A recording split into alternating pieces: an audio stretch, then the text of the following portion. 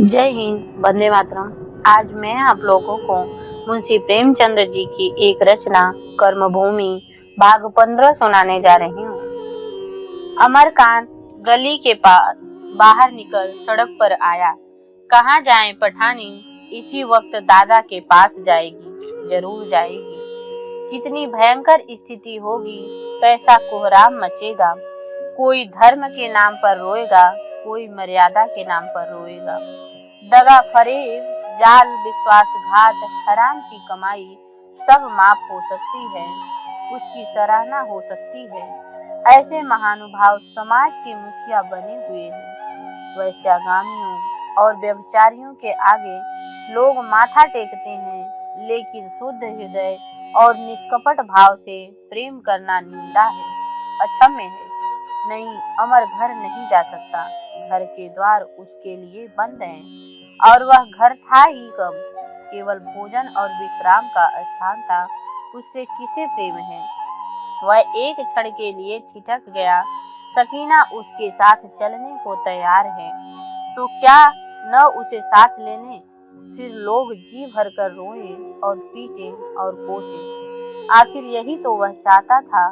लेकिन पहले दूर से जो पहाड़ टीला सा नजर आता था, अब सामने देखकर उस पर चढ़ने की हिम्मत न होती थी। देश भर में कैसा हाहाकार मच गया। एक म्युनिसिपल कमिश्नर एक मुसलमान लड़की को लेकर भाग गया। हर एक जबान पर यही चर्चा होगी। दादा शायद जहर खा ले, विरोधियों को ताली पीटने का अवसर मिल जाएगा। उसे टाल अस्टाई की एक कहानी याद आई, जिसमें एक पुरुष अपनी प्रेमिका को लेकर भाग जाता है, पर उसका कितना भीषण अंत होता है। अमर खुद किसी के विषय में ऐसी खबर सुनता तो उसे घृणा करता। मांस और रक्त से ढटा हुआ कंकाल कितना सुंदर होता है। रक्त और मांस का आवरण हट जाने के बाद वही कंकाल कितना भयंकर हो जाता है। ऐसी अगवाहें सुंदर और सरस को मिटाकर विभत्स और मूर्तिमान कर देती है। नहीं, अमर अब घर नहीं जा सकता। अकस्मात बच्चे की याद आ गई। उसने जीवन के अंधकार में वहीं एक प्रकाश था। उसका मन उसी प्रकाश की ओर लपका। बच्चे की मोहिनी मूरत सामने आकर खड़ी हो गई। किसी ने पुकारा, अमरकांत, यहाँ कैसे खड़े हो। अमर ने पीछे फिरकर देखा तो सलीम था। बोला, तुम किधर से आ रहे हो। जरा चौक की तरफ गया था। यहाँ कैसे खड़े हो। शायद मासूक से मिलने जा रहे हो। वहीं से आ रहा हूँ यार, आज गजब हो गया। वह शैतान की खाला बुढ़िया आ गई। उसने ऐसी ऐसी सलावतें सुनाई कि बस कुछ न पूछो। दोनों साथ साथ चलने लगे। अमर ने सारी कथा कह सुनाई। सलीम ने पूछा, तो अब घर जाओगे ही नहीं। यह हिमाकत है, बुढ़िया को बकने दो। हम सब तुम्हारी पाकदामनी की गवाही कर देंगे। मगर यार हो तुम, हम और क्या कहूँ। बिच्छू का मंत्र न जाने, सांप के मुंह में उंगली डाले, वही हाल तुम्हारा है। कहता था उधर ज्यादा न जाओ न जाओ, आखिर वही हुआ। बात खैरियत हुई कि बुढ़िया ने मोहल्ले वालों को नहीं बुलाया, नहीं तो खून हो जाता। अमर ने दार्शनिक भाव से कहा, खैर जो कुछ हुआ अच्छा ही हुआ। अब तो यही जी चाहता है कि सारी दुनिया से अलग किसी गोशे में पड़ा रहूं और कुछ खेती बाड़ी करके गुजारा करूं। देख लो, दुनिया जी तंग आ गया है। तो आखिर कहाँ जाओगे। कह नहीं सकता, जिधर तकदीर ले जाए। मैं चलकर बुढ़िया को समझा दूं। फिजूल है, शायद मेरी तकदीर में यही लिखा था। कभी खुशी न नसीब हुई और न शायद होगी। जब रो रो कर ही मरना है तो कहीं भी रो सकता हूँ। चलो मेरे घर, वहाँ डॉक्टर साहब को भी बुला ले, फिर सलाह करें। यह क्या है, एक बुढ़िया ने फटकार बताई और आप घर से भाग खड़े हुए। यहाँ तो ऐसी कितनी ही फटकारें सुन चुका हूँ, वह कभी परवाह नहीं की। मुझे तो सकीना का ख्याल आता है कि बुढ़िया उसे कोस कोस कर मार डालेगी। आखिर तुमने उसमें ऐसी क्या बात देखी जो लट्टू हो गए? अमर ने छाती पर हाथ रखकर कहा, तुम्हें क्या बताऊं भाईजान, सकीना असमत और वफा की देवी है। गूदड़ में यह रत्न कहाँ से आ गया यह तो खुदा ही जाने, पर मेरी गम नसीब जिंदगी में वह चंद लम्हे यादगार है जो उसके साथ गुजरे। तुमसे इतनी ही अर्ज है कि जरा उसकी खबर लेते रहना। इस वक्त दिल की जो कैफियत है वह बयां नहीं कर सकता। नहीं जानता जिंदा रहूंगा या मर जाऊंगा। नाव पर बैठा हूँ, कहाँ जा रहा हूँ खबर नहीं। कब नाव किनारे लगेगी मुझे कुछ खबर नहीं। बहुत मुमकिन है मझधार में ही डूब जाएं। अगर जिंदगी के तजुर्बे से कोई बात समझ में आई तो यह कि संसार में किसी न्यायी को ईश्वर का राज नहीं। जो चीजें जिसे मिलनी चाहिए उसे नहीं मिलती, इसका उल्टा ही होता है। हम जंजीरों से जकड़े हुए हैं, खुद हाथ पांव नहीं हिला सकते। हमें एक चीज दे दी जाती है और कहा जाता है इसके साथ तुम्हें जिंदगी भर निर्वाह करना होगा। हमारा धर्म है कि उस चीज पर कनाअत न करें, चाहे हमें उससे नफरत ही क्यों न हो। अगर हम अपनी जिंदगी के लिए कोई दूसरी राह निकालते हैं तो हमारी गर्दन पकड़ ली जाएगी, हमें कुचल दिया जाता है। इसी को दुनिया इंसाफ कहती है। कम से कम मैं इस दुनिया में रहने के काबिल नहीं हूँ। सलीम बोला, तुम लोग बैठे बैठाए अपनी जान जहमत में डालने की फिक्र किया करते हो। खोया जिंदगी 1000-2000 साल की है। घर में रुपए भरे हुए हैं, बाप तुम्हारे ऊपर जान दे रहा है, बीवी परी जैसी बैठी है।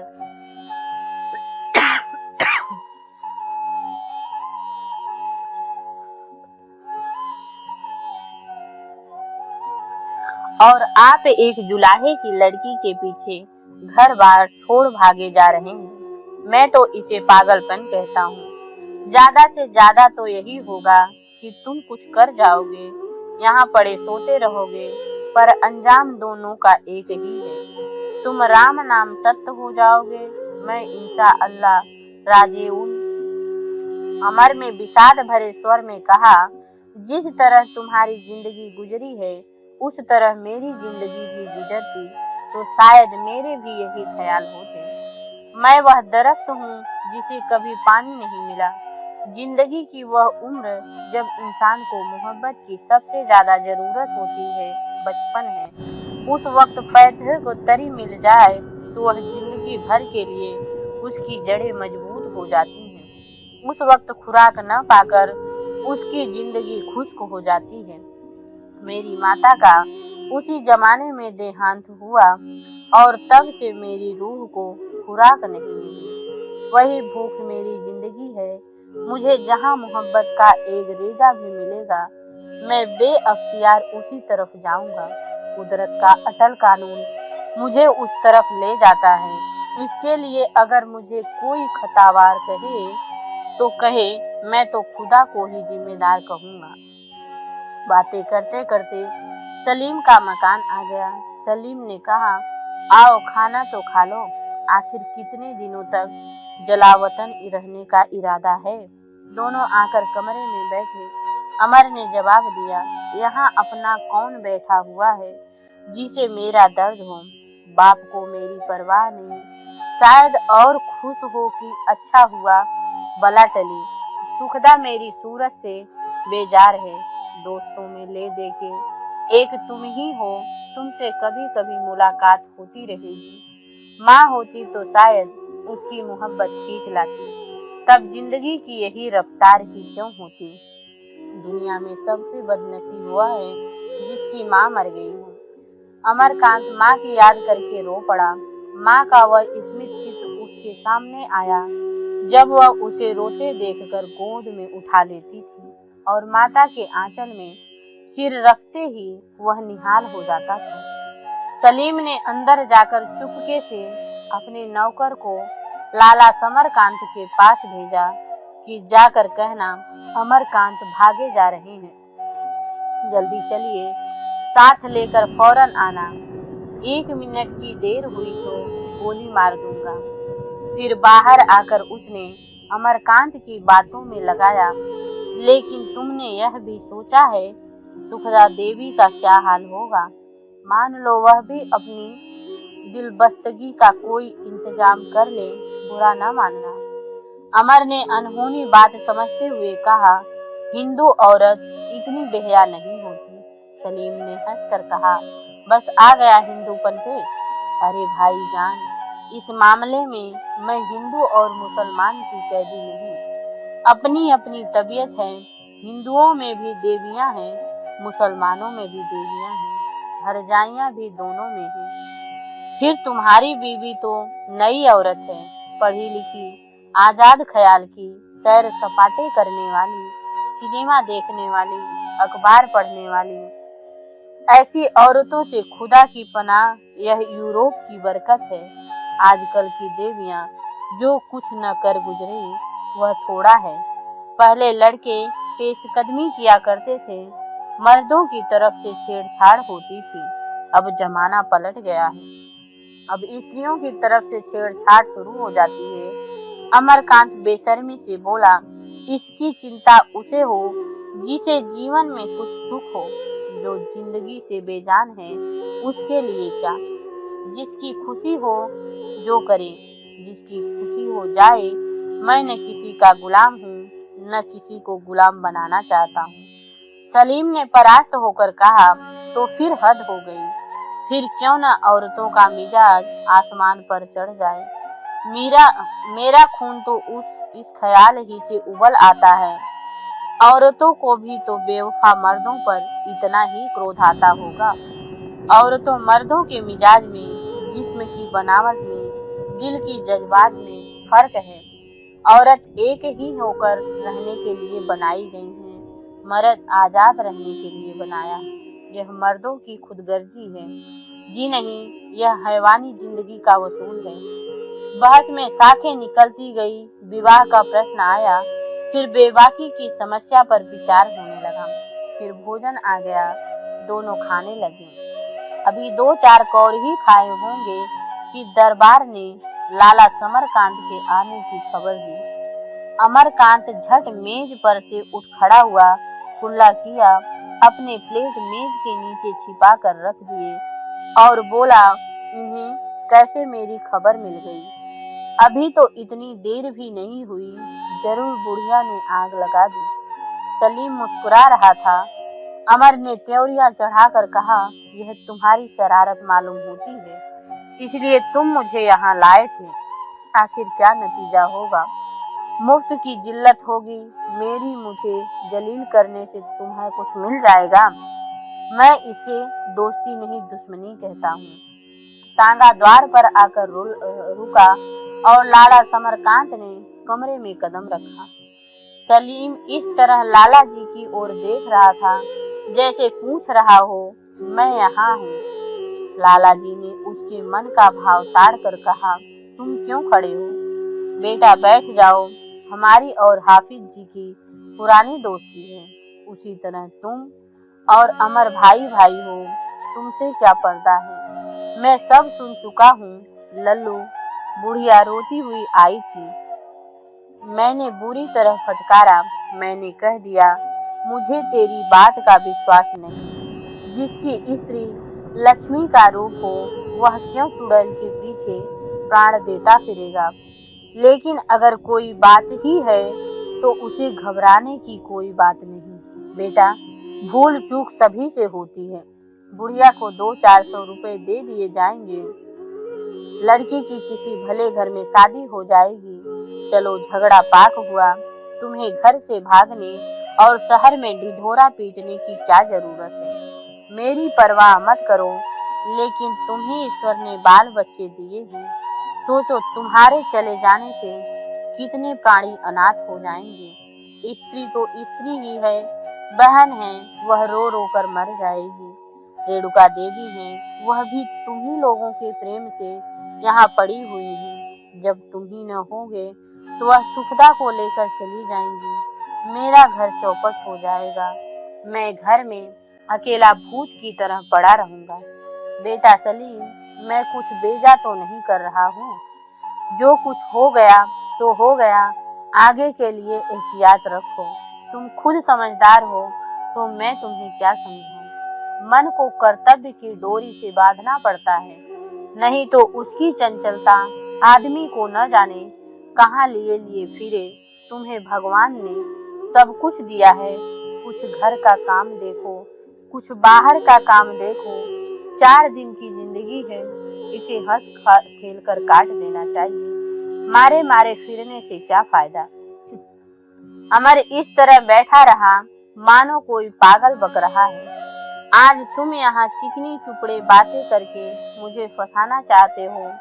मेरी जिंदगी तुम्ही ने खराब की है, तुम्हारे ही कारण मेरी यह दशा हुई है। तुमने मुझे कभी अपने घर को घर न समझने दिया। तुम मुझे चक्की का बैल बनाना चाहते हो। वह अपने बाप का अदब उतना नहीं करता था जितना दबता था।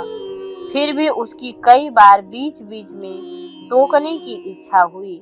ज्यों ही लाला जी चुप हुए, उसने दृढ़ता के साथ कहा, दादा, आपके घर में इतना जीवन नष्ट हो गया, अब मैं उसे और नष्ट नहीं करना चाहता। आदमी का जीवन खाने और मर जाने के लिए नहीं होता, न धन संचय उसका उद्देश्य है। जिस दशा में मैं हूँ वह मेरे लिए असहनीय हो गई है। मैं एक नए जीवन का सूत्रपात करने जा रहा हूँ।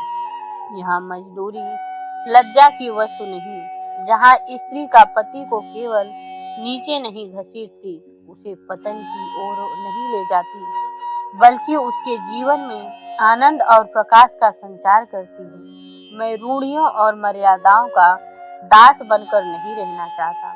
आपके घर में मुझे नित्य बाधाओं का सामना करना पड़ेगा और उसी संघर्ष में मेरा जीवन समाप्त हो जाएगा। आप ठंडे दिल से कह सकते हैं, आपके घर में सकीना के लिए स्थान है? लाला जी ने भीत नेत्रों से देखकर कहा। पूछा, किस रूप में? मेरी पत्नी के रूप में? नहीं, एक बार नहीं, 100 बार नहीं। तो फिर मेरे लिए भी आपके घर में स्थान नहीं है।